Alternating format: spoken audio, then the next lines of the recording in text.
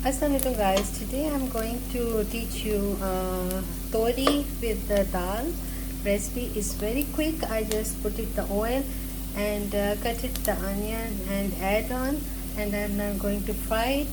After that I will let you know what is the next. I add haldi, lal mirch, suka dhania and zira.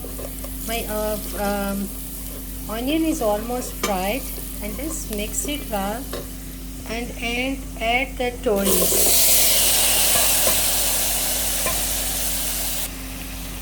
Once you add the toris and mix it just for 2 to 3 minutes, not more than that.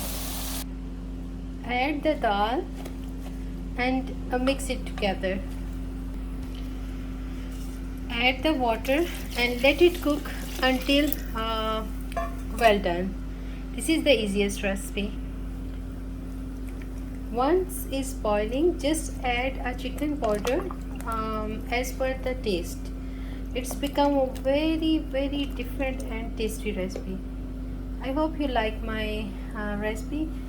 Don't forget to subscribe and like my channel. Thank you so much for watching. Bye bye.